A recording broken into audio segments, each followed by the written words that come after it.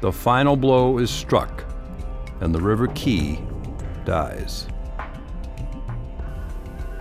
Right behind there was a place called Judge Roy Beans. It blew up one night. I just cleaned up the bar, and I had my cash box in my hand from the bar receipts. And all of a sudden, there's this loud explosion. The building shook. I mean, we're talking railroad cars shook. I received a call from a dispatcher about 2 o'clock in the morning, and she stated that there was 2 buildings that disappeared. There were these cooks and these bus people out in the car smoking pot in this car in the parking lot. And when the bomb went off, it blew the windows out of the car. And it dropped this heavy refrigeration unit right next to the car. If it hit the car, it'd killed them all. And they came walking in, beating on the back door, and they came walking in, and they were smoking. And I looked at them and I said, man, that must have been some dynamite shit you were smoking. Once we got to the scene and looked it over, it was evident that this was not a natural gas explosion. The characteristics of natural gas is to heave and push in a residence or a building. It can push a total wall out and not break the glass in it because there's no shattering. Where in a high order explosive, such as dynamite or your other C4, different types of explosives, they have a real high bosance, and that is where you get your shattering. And if anything had ever had shattering, this building had it.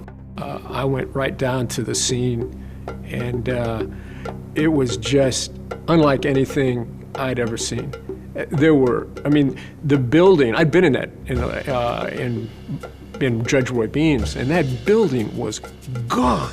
And that's when then the next day, the phone was ringing off the hook saying, you guys better get out of there. This is getting too much. And we did.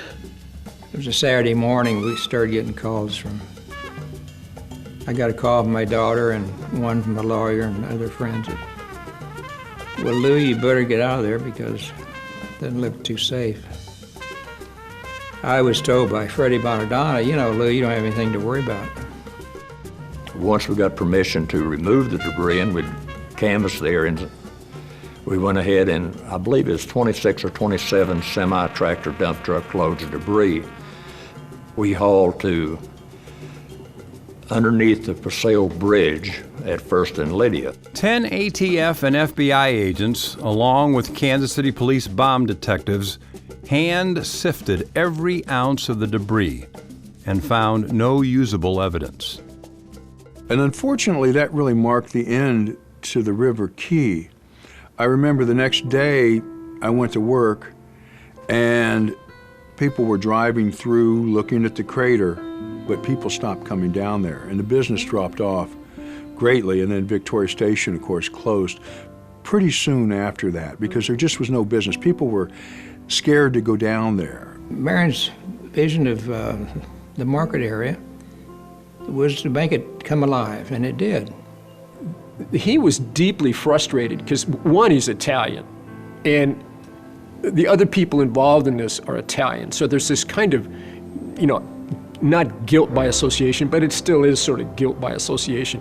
He didn't have anything to do with the criminal activity. You'd hate to see your baby just go up in smoke. I think he was, you know, helpless in a lot of respects. It just wasn't anything he could do. 300 Quaker, Bravo Lima 5, Papa 20. Okay, I'm northbound access. It's right at the light. What the hell is being done? I think we can set it up again. If you like what you hear, go to ganglandwire.com.